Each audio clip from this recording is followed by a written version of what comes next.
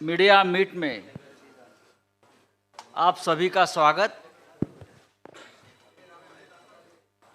आपल्या सगळ्यांचं मनापासून स्वागत। व्यासपीठावर मुंबईतील इंडिया अलायन्स बैठकीचे आयोजक, होस्ट शिवसेना पक्षप्रमुख उद्धवजी ठाकरे, राष्ट्रवादी काँग्रेसचे अध्यक्ष, ज्येष्ठ नेते देशाचे माननीय शरद पवारजी, महाराष्ट्राचे माजी मुख्यमंत्री काँग्रेसचे ज्येष्ठ नेते अशोकरावजी चव्हाण, नानासाहेब पटोले आलेले आहेत, प्रांताध्यक्ष नानासाहेब पटोले, काँग्रेसचे प्रांताध्यक्ष नानासाहेब पटोले, ज्येष्ठ नेते बाळासाहेब थोरात, शेका पक्षाचे ज्येष्ठ नेते, शेका पक्षाचे प्रमुख जयंतराव पाटील, सुप्रियाताई पवार, सुप्रियाताई सुळे,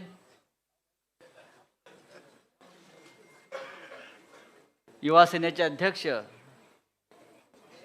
श्री आदित्य ठाकरे आणि येथे यहाँ उपस्थित सभी पार्टी के सभी मान्यवर नेतागण और पूरे देश भर से जो मीडिया यहाँ आया है, उन सभी का मैं स्वागत करता हूँ।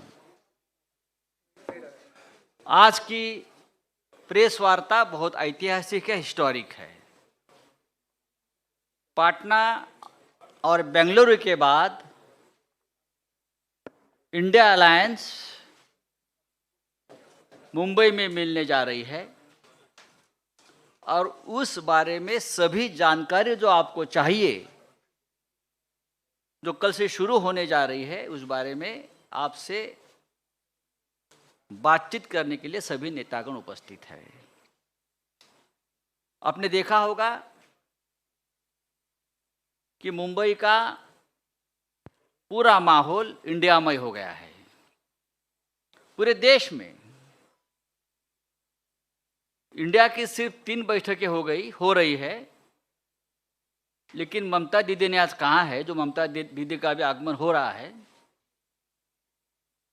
कि रसोई गैस 200 रुपया सस्ता हो गया। ये इंडिया की सिर्फ 2 बैठकों का कमाल है। लालू यादव जी कल निकले पटना से मुंबई के लिए,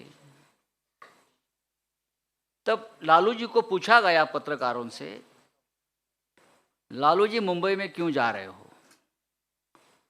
तो लालू जी ने कहा, मोदी जी के नरड़ी पर बैठने जा रहा हूं।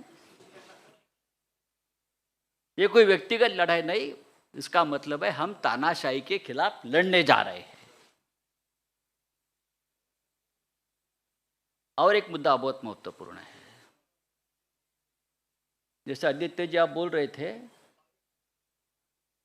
कि आज फिर एक बार चाइना अंदर घुस गई है, आक्रमण किया है अपने जमीन पर। लद्दाख में, अरुणाचल प्रदेश में। लेकिन जैसे जैसे हमारा इंडिया आगे बढ़ेगा, वैसे वैसे चाइना पीछे हटेगी।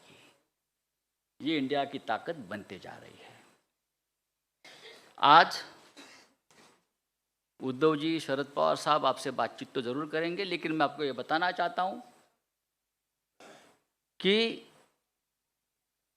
हम कल और परसों 31 अगस्त एंड 1 सितंबर के इंडिया मीट की पूरी तैयारी कर चुके हैं।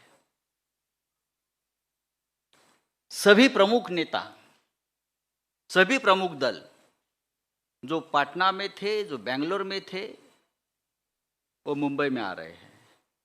लालू यादव जी का आगमन हो गया है, डॉक्टर फारूक अब्दुल्ला जी का आगमन हो गया है, ममता बनर्जी का आगमन हो गया है। कल मल्लिकार्जुन खड़गे साहब, सोनिया जी, राहुल जी, सब प्रमुख नेता कल आ जाएंगे। अखिलेश जी आएंगे, नीतीश कुमार जी, अरविंद केजरीवाल जी, हेमंत सोरेन जी, ये सभी मुख्यमंत्री 6 राज्यों के मुख्यमंत्री, यहाँ स्टालिन साहब, 6 राज्यों के मुख्यमंत्री और सभी नेतागण आएंगे। आपके मन में जो भी प्रश्न है, जो भी शंकाएं हैं, उस बारे में आप सवाल पूछ सकते हैं, लेकिन मैं आपको एक विनती करूंगा कि ये प्रेस कॉन्फ्रेंस ज़्यादा लंबा मत खींचिए। जो काम की बात है वो करिए। और अब मैं नाना पटोले जी को अपनी बात रखने के लिए आमंत्रित करता हूं।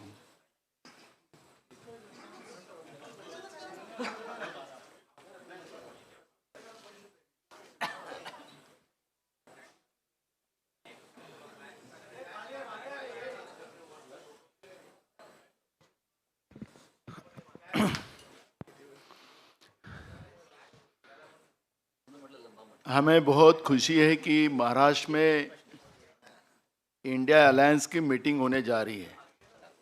उसकी तैयारियां पास पूरी हो चुकी है। महाराष्ट्र के कल्चर के आधार पर, महाराष्ट्र के संस्कृति के आधार पर आए हुए मेहमानों का उसी तरह सत्कार किया जाएगा। और इंडिया अलायंस में बढ़ती शुरू है। बेंगलोर में हम लोग 26 लोग थे, यहाँ आने के बाद 28 हुए।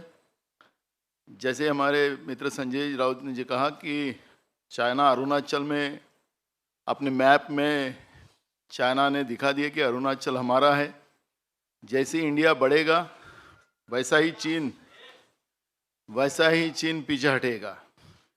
और इसीलिए आज हम एमवीए के तरफ से आदरणीय हमारे महाराष्ट्र के नेता, राष्ट्रीय नेता शरद पवार जी, उद्धव ठाकरे जी, हमारे अशोक चौहान जी आपसे वार्तालाप करेंगे। इंट्रोड्यूस हमारे मित्र संजय राउत जी ने आप लोगों को कराया है। मैं ज़्यादा वक्त नहीं लेते हुए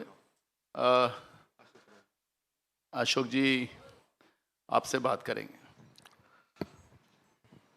आदरणीय शरद पवार जी, आदरणीय उद्धव ठाकरे जी, आदरणीय नाना पटोले जी, मंच पे बैठे हुए हमारे एमवीए के, महाविकास आघाड़ी के सभी हमारे नेतागण, आज के इस प्रेस कॉन्फ्रेंस में आए हुए हमारे सब पत्रकार भाई बहनों, इलेक्ट्रॉनिक मीडिया, प्रिंट मीडिया के हमारे सभी साथी, कांग्रेस, राष्ट्रवादी कांग्रेस और शिवसेना के बैठे हुए हमारे सभी नेतागण और दोस्तों, जैसे कि आप जानते हैं कि सबसे पहले तो मैं आप सबको रक्षाबंधन की शुभकामनाएं देता हूं।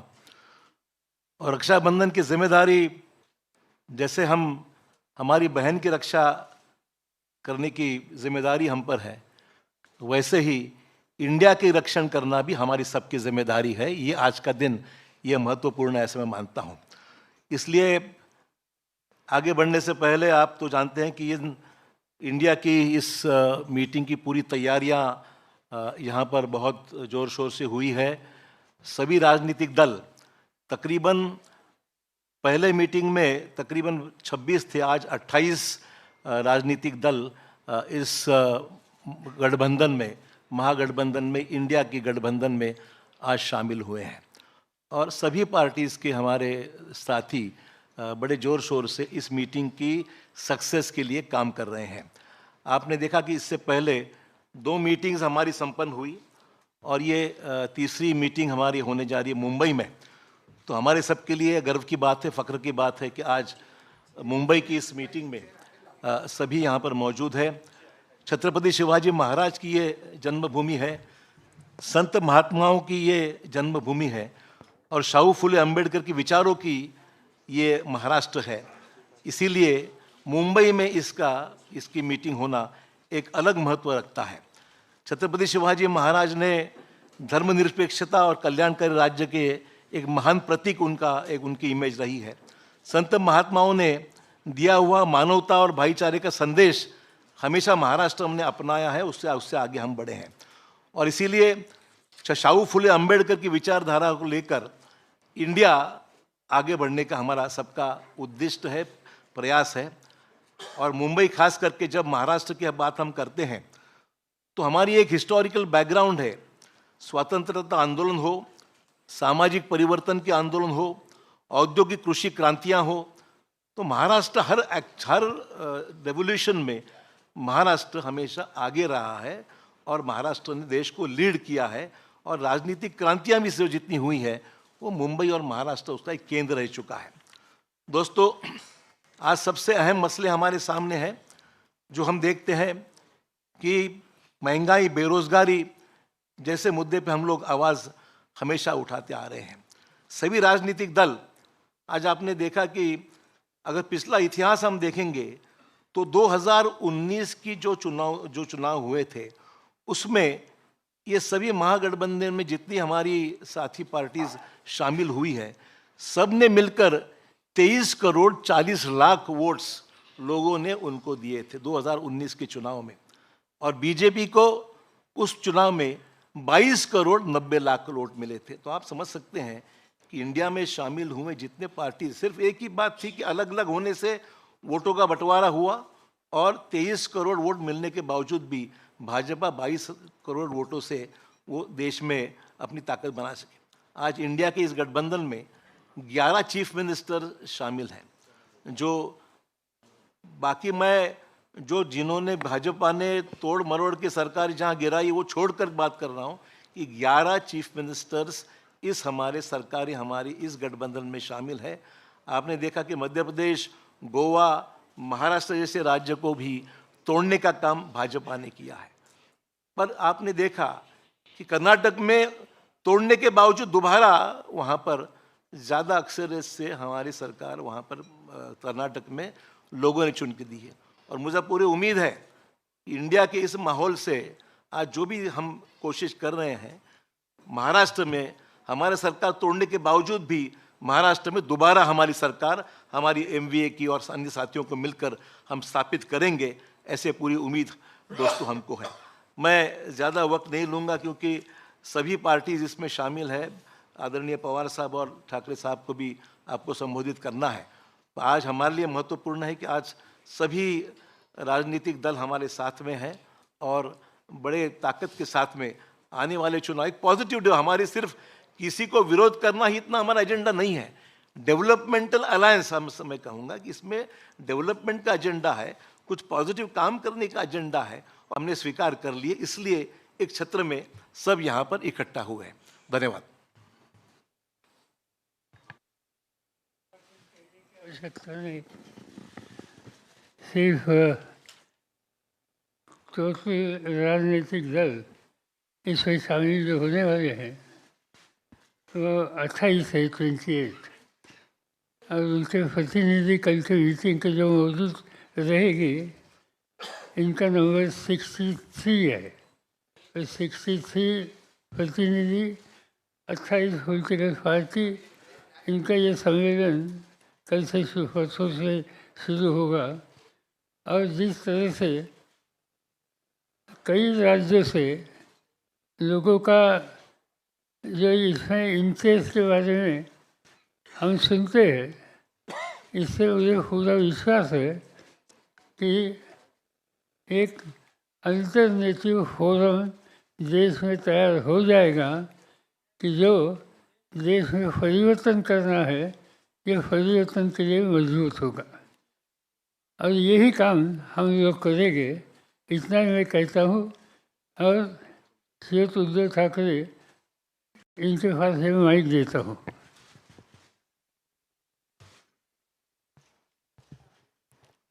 आदरणीय पवार साहेब, व्यासपीठावर माझ्यासोबत बसलेले सर्वच माझे मान्यवर सहकारी आणि पत्रकार आणि तिन्ही पक्षाच्या पदाधिकारी बांधवांनो आणि भगिनींनो, मराठी आणि हिंदी दोन्ही भाषांमध्ये बोलणार आहे। जसं अशोकरावांनी रक्षाबंधनाच्या शुभेच्छा दिलेल्याच आहेत, त्याचप्रमाणे मी सुद्धा सर्वांना, देशातील सर्व माझ्या मातांना आणि भगिनींना रक्षाबंधनाच्या शुभेच्छा देतो। आणि रक्षाबंधन केवळ एका दिवसासाठी असायला नको। राज्यकर्ता म्हटल्यानंतर आपल्या कारभारातला प्रत्येक दिवस हा महिला सुरक्षित राहण्यासाठी वापरला गेला पाहिजे. महिलांना आपल्या देशात सुरक्षित वाटलं पाहिजे, असा राज्यकारभार करायला पाहिजे, असं शासन असलं पाहिजे. दुर्दैवाने तसं शासन आज तरी आपल्या देशात आणि राज्यामध्ये दिसत नाहीये. मधल्या काळामध्ये मी त्याच्यावरती भाष्यही केलं होतं. 1-2-3 दिवसापूर्वी माझी हिंगोलीत सभा झाली, त्याही सभेत बोललो होतो. कारण मी बातमी वाचली होती की खास करून भारतीय जनता पक्षाच्या कार्यकर्त्यांना सांगितलं गेलं होतं की मुस्लिम महिलांकडनं राखी बांधा, आणि तोच धागा म्हणजे रक्षाबंधनाचा धागा वेगळा आणि या बातमीचा धागा वेगळा. मी असं म्हटलं होतं की सुरुवात करायची असेल तर बिल्किश बानूकडनं करा. आणि मणिपूरमध्ये या 2 महिलांची धिंड ज्या पद्धतीने काढली गेली, ज्याप्रमाणे आपल्या महिला कुस्तीपटू तिकडे दिल्लीत बसल्या असताना त्यांच्याकडे दुर्लक्ष केलं गेलं, तर या सगळ्या महिलांना सुरक्षित वाटावं असं सरकार आणण्यासाठी म्हणून आम्ही सगळे एकत्र आलेलो आहोत. और आप सभी तो जानते हैं कि पूरे देश को अपना परिवार मानने वाले सारे लोग जो देशप्रेमी हैं, मैंने पहली मीटिंग में कहा था कि मैं विपक्ष ये शब्द मानता नहीं हूं. हम इकट्ठा आए हैं अपने देश की रक्षा करने के लिए. रक्षाबंधन देश की रक्षा, भारत माता की रक्षा करने के लिए हम इकट्ठा आए हैं. और साथ ही साथ तानाशाही के खिलाफ तो हम हैं, जुमलेबाजी के खिलाफ हम हैं. संजय राउत जी ने जैसे कहा कि हमारी तीसरी मीटिंग होने जा रही है और आज ही गैस सिलेंडर के दाम 200 रुपये से कम हो गए. शायद मुझे ऐसे लगता है कि जैसे जैसे इंडिया आगे बढ़ेगा, एक दिन ऐसे आएगा कि आज की सरकार गैस सिलेंडर फ्री में दे देगी, सबको फ्री. क्योंकि वो सरकार अभी गॅस पर है, सरकारच गॅसवरती आहे आणि त्याच्यामुळे सिलेंडरचे भाव जर का कमी केले असतील तर मला काय त्याच्यात आश्चर्य वाटत नाही. 9 साल हो गए, आज तक कभी बहनों की याद आई नहीं थी. आज अचानक बहनों की याद आ गई और रक्षाबंधन की गिफ्ट दी गई. क्यों 9 साल रक्षाबंधन हुआ नहीं था क्या? भाऊबीज काय 9 वर्षात झाली नव्हती. पण ह्या सगळ्या गोष्टी अब ये पब्लिक है, सब जानती है. ये पब्लिक है, सब जानती है, और कुछ भी करे तो अभी उनको बचाने वाला कोई नहीं है. आज जैसे हम आपके सामने इंडिया की मीटिंग करने जा रहे हैं कल और परसों, मुझे अभी नाना जी ने बताया कि वो भी लोग कुछ करने जा रहे हैं, महायुति की बैठक करो. लेकिन उस बैठक में सिर्फ हमारा विरोध नहीं करना. जो काश्तकार आज संकट में है, मैं खुद गया था और अब पूरे आप ही के माध्यम से मैं न्यूज़ पढ़ता हूँ, देखता हूँ. पूरे महाराष्ट्र में सूखे जैसी स्थिति है. क्या कर रही है अपनी राज्य की सरकार, क्या कर रहे हैं अपने प्रधानमंत्री जी? आएंगे, कुछ ना कुछ एक भूल भुलैया दिखाकर चले जाएंगे, इससे कुछ होने वाला नहीं. अगर अच्छा काम करना है तो जब कोई संकट में होता है तब ही उसको मदद की आवश्यकता होती है, और उस वक्त जो मदद की जाती है वही मदद वो पूरे ज़िंदगी भर याद रखता है. और इसलिए ज़्यादा लंबी बात मैं भी नहीं करना चाहता हूँ. बाकी सारी बातें तो हम पूरे विस्तार से परसों करने ही वाले हैं, परसों वापस हम मिलने वाले हैं. लेकिन इतना ही मैं कहूँगा कि हम जितने सारे लोग, हाँ हमारी विचारधारा अलग अलग है, जरूर है, लेकिन उद्देश्य एक है, वो हमारे देश की रक्षा करना, संविधान की रक्षा करना. और फिर से दोबारा अपने देश में तानाशाही, अगर मैं कहूँ आज़ादी की जंग जो हुई थी, अशोक जी आपने जो बात कही ये बात सच है कि चले जाओ, मला वाटतं आपल्या मुंबईतच सुरुवात झाली होती, गवालिया टैंक. तो चले जाओ क्यों, किसको? ब्रिटिश भी तो विकास कर ही रहे थे ना. अगर उनको भगाते नहीं हम लोग, पूरी ताकत रास्ते पे नहीं उतरती, तो ब्रिटिश भी तो विकास कर ही रहे थे. हमें विकास भी चाहिए, लेकिन विकास के साथ साथ हमें आज़ादी भी चाहिए. और विकास से भी ज़्यादा ऊंची हमारी आज़ादी है, उसकी रक्षा करने के लिए हम सारे इकट्ठा आए हैं. और विचारधारा अलग अलग होगी, लेकिन उद्देश्य एक है. और इसी को तो हम लोकतंत्र मानते हैं, प्रजातंत्र मानते हैं, लोकशाही मानते हैं. आणि ती लोकशाही वाचवण्यासाठी आम्ही एकत्र आलेलो आहोत, एकत्र राहू. आणि आमच्या भारत मातेच्या हातापायात पुन्हा कोणत्याही हुकुमशहाला बेड्या घालायला देणार नाही, ही शपथ घेऊन आम्ही पुढे जाणार आहोत. धन्यवाद.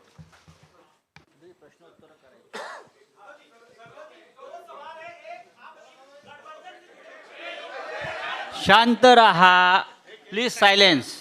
एकच मिनिट, तुम्ही फक्त कोणाला प्रश्न विचारणार तेच सांगून करा.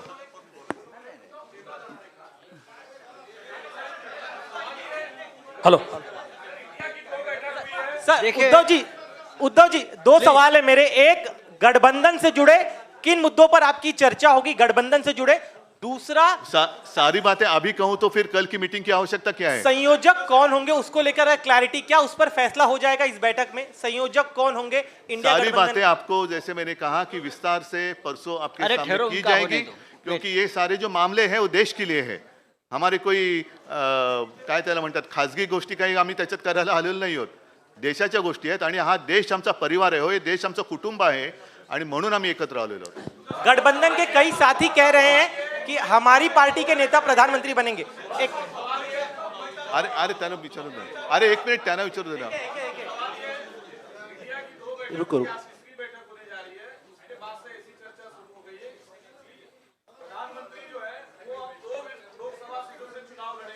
क्या आप दोनों बनारस में या जहां से वो दूसरी सीट से चुनाव लड़ेंगे संयुक्त सभा करेंगे? अरे चुनाव तो अभी दूर है ना, जब की बात तब देखी जाएगी. उद्धव जी एक सवाल ये है कि जिस तरीके से हम अलग अलग अरे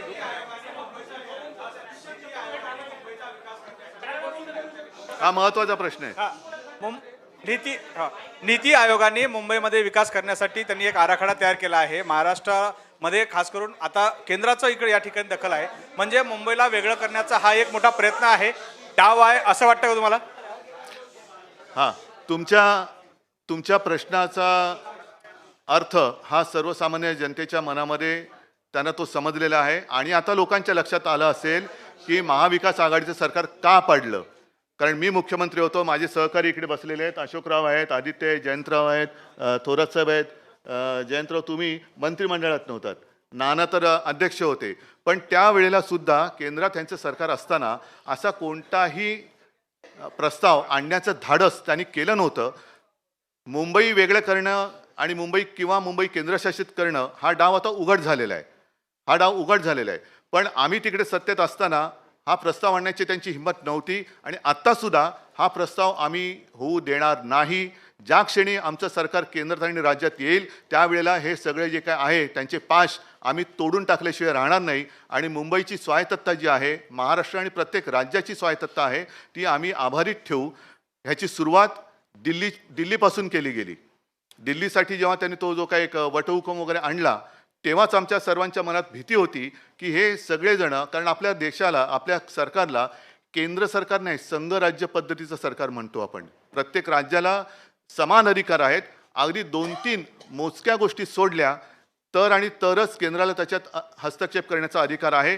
पण हा हस्तक्षेप हा दिवसागणिक ते वाढवत चाललेत. राज्यांची आणि शहरांची स्वायत्तता मारून सर्व काही एकछत्रीपणा आणायचा, ही छत्री आम्ही तोडून मोडून टाकल्याशिवाय राहणार नाही. थोड्या दिवसाची गोष्ट आहे. सरकार आमचं दोन्हीकडे आल्यानंतर हे सगळे असे उफराटे निर्णय जे त्यांनी घेतलेले आहेत ते आम्ही पुन्हा उलटे फिरवल्याशिवाय राहणार नाही. उद्धव जी दो सवाल ऐसा है कि अरे बाकी लोगों को सवाल पूछो. हम अलग अलग विचारधाराओं के साथ एक आए हैं. उद्धव जी, अब विपक्ष लगातार ये कह रहा है. मराठी होने दो. हाँ, मैं एकदा मराठी मैं देखिए पहले मराठी पूरा होने दो. पहले मराठी करो, बाद में हिंदी में बोले. हाँ, मराठी पहले मराठी करो. मराठी सर. हाँ, पहले मराठी करो. राहुल सर, महायुतीची एकीकडे ही बैठक सुरू असताना दुसरीकडे याच वेळी म्हणजे 31 आणि 1 दिवशी महायुतीची बैठक मुंबईत लावून घेतलेली आहे. म्हणजे एका बाजूला इकडे हे सुरू असताना राज्यात देखील हीच सेम टाइम बैठक लावणं काय नेमकं म्हणजे? मी त्याचं उत्तर दिलेलं आहे. कारण गेल्या वेळेची आमची मीटिंग होती त्यावेळेलाच एनडीएची मीटिंग लावली होती आणि मी परवाच्या सभेत म्हटलंय की आता एनडीएचा त्याचं अमिबा उत्तर झालेला झालेलं आहे. एनडीएला आता आकार उकार काही शिल्लक राहिलेला नाही. जसा अमिबा एक पेशे जीव कसंही त्याला आकार उकार दिला जातो तशा प्रकारे आता एनडीए झालेलं आहे. सर, एक असा प्रश्न आहे की साधारणतः 4 राज्याच्या निवडणुका डिसेंबरमध्ये होत आहेत कुठे? आणि 4 नाही, सर, तुम्ही जर कोणाला प्रश्न विचारणार ते सांगा, सगळ्याची उत्तर माझ्याकडे. दोघांना नाही, पवार साहेबांना आणि तुम्हाला एक प्रश्न आहे की 4 राज्याच्या निवडणुकांच्या सोबतच लोकसभेची निवडणूक लागण्याचे देखील संकेत दिले जात आहेत आणि अशा वेळेस तुमच्या या इंडिया आघाडीच्या जागा वाटपाचा जो वेळ असेल किंवा जागा वाटपाची चर्चा असेल त्यासाठी राज्यात कमिट्या नेमण्यात आलेत का किंवा त्या चर्चा एकत्र आत्ता होणार आहेत का? असं आहे की आम्ही जागा वाचवायची चर्चा सुरू केली आहे. आमच्या पहिल्या 2 ज्या बैठका झाल्या त्या महत्त्वाच्या होत्या आणि उद्या इथून पुढचा आपला सामूहिक कार्यक्रम काय असावा याच्या संबंधीची चर्चा होण्याची शक्यता आहे. आणि त्या शक्यतेच्यामध्ये जर असा निर्णय झाला तर मग काही लोकांच्या ही जबाबदारी टाकली जाईल की तुम्ही अन्य राजकीय पक्षांशी डायलॉग साधा आणि याच्यातून आपण एकत्र जाऊ शकतो का त्या संबंधीचा अभ्यास करा.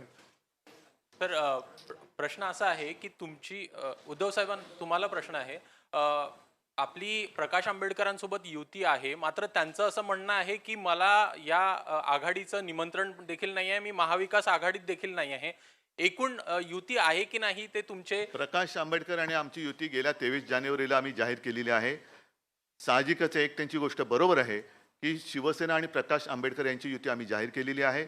आता या इंडिया बैठकीत किंवा इंडियाच्या आघाडीत येण्यासाठी त्यांची सुद्धा इच्छा आम्हाला प्रकाश आंबेडकरजींशी बोलून विचारावी लागेल आणि एकदा आम्ही एकत्र आल्यानंतर ते एकमेकापासून वेगळे होण्यासाठी एकत्र येत नाही. त्यांना सुद्धा व्यवस्थित त्यांच्याशी चर्चा करून जर त्यांची तयारी असेल तर ते सुद्धा या आपला म्हणजे महाराष्ट्रामध्ये महाविकास आघाडी आणि देशात इंडिया याच्यामध्ये ते पण येऊ शकतात. उद्धव साहेब इकडे इकडे इकडे मुंबई देशाची आर्थिक राजधानी आहे आणि त्यामध्ये ही इंडियाची बैठक होते. आगामी काळात मुंबई महानगरपालिकेची देखील निवडणूक होऊ घातलेली आहे. तर अशा वेळेला असं वाटतं तुम्हाला? कारण ज्या पद्धतीने चाललेलं आहे ती पद्धत त्यांना निवडणूक घेण्याचं धाडस ते करतील असं मला वाटत नाही. आणि आत्ता जो आधी प्रश्न विचारला होता पवार साहेबांनी त्याचं उत्तर दिलं की 4 राज्यांसोबत लोकसभा, मी म्हणतो त्याच वेळेला महापालिका पण घ्या. ह्याचा परिणाम दिसेल आपल्यासाठी फायद्याचा? परिणाम नक्की दिसणार आहे कारण लोक वाट बघतायत. धन्यवाद. आणि पवार साहेब एक सवाल असा आहे, उत्तर प्रदेशमध्ये मायावतींनी असं डिसिजन घेतलं आहे की ते तटस्थ राहणार आहे. तर यामुळे इंडिया आघाडीला काय वाटते? म्हणजे मायावती तटस्थ राहणार आहे, उत्तर प्रदेशमध्ये लोकसभाची जास्त सीट आहे. की मायावतीजी नक्की कोणाच्यावर एकत्रित जाण्याची भूमिका घेणार आहेत.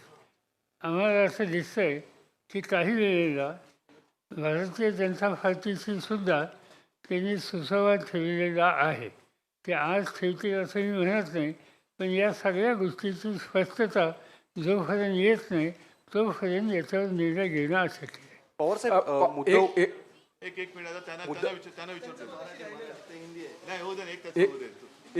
एक सवाल ये है कि पवार साहब आपसे और उद्धव जी आपसे दोनों लोगों से, क्योंकि ये अलग अलग विचारधाराओं का अलायंस है, तो ऐसे में इस पूरे चीज़ों को जब आगे बढ़ेगा तो एक कोऑर्डिनेशन कमेटी की ज़रूरत पड़ेगी, क्योंकि ये लगातार चल रहा है. तो उसको लेकर क्या संयोजन समिति अलग से बनाई जाएगी? और दूसरा सवाल ये है कि विपक्ष जो सरकार में बैठे लोग हैं वो लगातार आप लोगों पर कह रहे हैं कि अभी तक कोई चेहरा आप लोग तय नहीं कर पा रहे हैं, तो प्रधानमंत्री पद का उम्मीदवार कैसे तय कर लेंगे? बात ऐसी है कि अलग अलग पार्टीज है, ये बात सच है, मगर बैठ कर डिस्कस करके मिनिमम कॉमन प्रोग्राम हम तैयार कर सकते हैं और मिनिमम एग्रीड प्रोग्राम इसके आधारित हम बनाने के लिए चॉइस बहुत है. सवाल यह है कि भाजपा के पास और चॉइस क्या है? जो 10 साल बैठे थे उन्होंने क्या किया सब लोग देख रहे हैं, सब लोगों ने उनका अनुभव लिया है. अब बीजेपी के सामने सवाल है कि अरे अभी चुनाव जीतना है, क्योंकि कर्नाटक में तो देखा आपने कोई कामयाबी हासिल नहीं हुई. बजरंग बली भी लाना पड़ा उनको, लेकिन तो भी बजरंग बली ने उनको आशीर्वाद नहीं दिए. तो अब उनके सामने सवाल है कि चॉइस क्या है, क्या कौन बनेगा जो करोड़पति नहीं. साहेब एक दोन प्रश्न क्या इसी डर से लगातार वो लोग ये कह रहे हैं कि कोई दूसरा चुनाव हम एक साथ नहीं कराएंगे, क्योंकि उनका एंटी इनकम्बेंसी जो है वो नेशनल वाइड पर ना पड़े, ऐसी उनको डर है क्या? उनको अभी उनके मन की बात मैं कैसे समझूं? वो तो टीव्ही पे होती रहती है. पवार साहेब मला प्रश्न विचारायचा आहे की इंडिया अलायन्सच्या बाबत थेट पंतप्रधानांपासून ते अमित शहा हे थेट आरोप करतात की एकतर भ्रष्टाचारी आणि घराणेशाही अशा स्वरूपाची ही अलायन्स आहे. याला उत्तर काय तुमचं? आणि पहिल्यांदा मी प्रधानमंत्र्यांचं भाषण भोपाळचं ऐकलं आणि भोपाळच्या भाषणामध्ये त्यांनी काँग्रेसवर टीका केली, भ्रष्टाचाराची. राष्ट्रवादी काँग्रेस पक्षावर टीका केली. राष्ट्रवादी काँग्रेस पक्षावर टीका करत असताना त्यांनी राज्य सहकारी बँक आणि इरिगेशन घोटाळा या 2 गोष्टी कटाक्षाने त्यांनी सांगितल्या. माझा आग्रह एकच आहे प्रधानमंत्र्यांचा, ते प्रधानमंत्री आहेत देशाचे, जिथे सत्तेचा गैरवापर झाला अशी माहिती त्यांच्याकडे असेल तर त्यांनी सखोल चौकशी करावी आणि वस्तुस्थिती समाजाच्या समोर ठेवावी. नुसता आरोप करण्याचा अर्थ नाही. तुमच्या हातात सत्ता आहे, त्याची चौकशी करा आणि संबंध देशाला सांगा वस्तुस्थिती काय. पवार साहेब, एक प्रश्न असा आहे पवार साहेब, आपल्यासोबत आपले काही सहकारी बाजूला गेले, त्यामुळे अनेक लोक आपल्या संभ्रमणात आहे. जे काही पार्ट्याज आहेत देशभरामधले, त्यांचाही संशय आहेत की पवार साहेब आमच्यासोबत आहेत आणि त्यांचे काही सहकारी भाजपसोबत आहे. हा संभ्रम मोठा आहे, लोकांमध्ये आहे, कार्यकर्त्यांमध्ये आहे. काही संभ्रम नाही. या लोकांना त्यांची जागा उद्याच्याला या राज्याचे मतदार दाखवतील. अजिबात स्पष्टता आमच्या सगळ्या हितचिंतकांच्यामध्ये आहे. पवार साहब, दिनेश पवार साहब, दो सवाल है. क्या असदुद्दीन ओवैसी, सवाल ये है कि आपने तो कह दिया कि संभ्रम नहीं है, भ्रम नहीं है, लेकिन कांग्रेस और शिवसेना के नेता कहते आए हैं कि लगातार भ्रम बना हुआ है. आज की जो पत्रकार परिषद है ना, वो इंडिया के बारे में है, अपने देश के बारे में है. तो कोऑर्डिनेशन बाकी हम फिर लोग तो कैसे मिलते होगा? रहते, उस वक्त ये सारे सवाल जवाब हो सकते हैं. पवार साहेब प्रश्न असा आहे, पवार साहेब आपण सगळ्या विरोधी पक्ष, सगळ्या पक्षांना आपण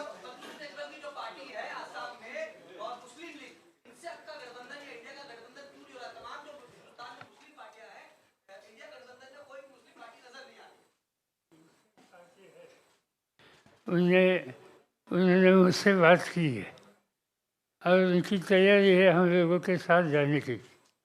मगर ये कोई अकेला इस पर डिसीजन ले नहीं सकता.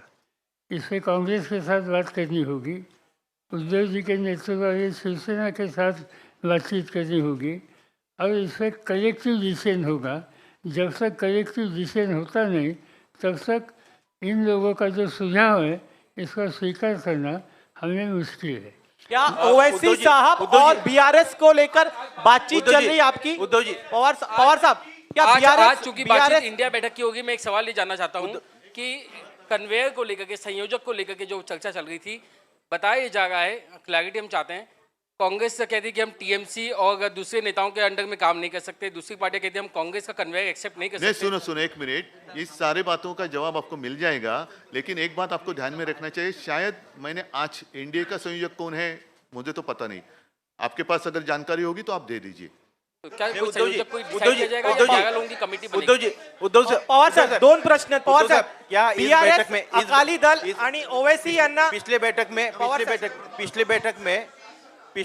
में ये कहा गया था कि एक कमेटी बनाई जाएगी, कोऑर्डिनेशन कमेटी बनाई जाएगी. संयोजक पर भी पिछले बैठक में तय हुआ था कि मुंबई के बैठक में एक कोऑर्डिनेशन कमेटी बनाई जाएगी सभी लोगों की, या फिर संयोजक जो है उस पर चर्चा होगी. क्या ये दोनों मुद्दे होंगे जो अलग अलग नाम आ रहे, कोई संयोजक चुना जाएगा? एक पहला सवाल है. नहीं, इसलिए तो मैंने पहले शुरुआत में कहा ना कि परसों हम दोबारा मिल रहे हैं और उस वक्त कल और परसों जितनी सारी बातें होगी आपके माध्यम से पूरी जनता, देश की जनता के लिए हम सबके सामने रखेंगे. उद्धव साहेब, 2 विषय लगता है. पहिला प्रश्न तुमच्यासाठी आहे. उद्धव साहेब, पहिला प्रश्न तुमच्यासाठी आहे. तुम्ही मगाशी म्हणालात की इंडियाची बैठक आहे, इंडियाच्या विषयावरती बोललं पाहिजे. आज सगळं एकत्र आहेत, पण सातत्यानं सामनामधून शरद पवार आणि अजित पवार यांच्यावरती सातत्याने टीका केली जाते. हा विसंवाद का आहे की कुठेतरी सतत टीका होते आणि तुम्ही, जेव्हा आम्ही आमचं वैशिष्ट्य आहे ज्यांच्यासोबत असतो त्यांच्यावर टीका करतो. आणि दुसरा पवार साहेब, दुसरा प्रश्न असा आहे की साधी गोष्ट आहे, तुम्ही तुमच्या मीडियातनं टीका केली म्हणून आम्ही काम करायचं थांबवायचं का? तुम्ही तुमचं काम करा, आम्ही आमचं काम करतो. बरं पवार साहेब, शिवसेनेचे नेते मागणी करतात की उद्धव ठाकरेंना पंतप्रधान पदाचा उमेदवार म्हणून घोषित करावं. जातो उद्या शपथ घेतो. पवार साहब, 2 चीजें. सर, क्या बीआरएस, अकाली दल और असदुद्दीन ओवैसी की पार्टी को साथ में लाने के लिए आप लोग कोशिश कर रहे हैं, बातचीत चल रही है? पवार साहब, बात अभी तक हुई नहीं, मगर अकाली दल की इनकी एक भावना है कि इसमें साथ जा सकते हैं तो हम सोच सकते हैं, मगर इतना वो आसान नहीं है, क्योंकि हमारे साथ केजरीवाल है, पंजाब की हुकूमत उनके हाथ में है, कांग्रेस पार्टी की वहाँ नीति अलग है, और इसलिए हम जिससे हमारे डिफरेंसेस बढ़ेंगे ऐसा काम कुछ नहीं करेंगे। उद्धव साहेब उद्धव जी उद्धव जी सभी को धन्यवाद। उद्धव जी, मुझे लगता है कि ये प्रेस कॉन्फ्रेंस हमने खत्म कर दी है। धन्यवाद।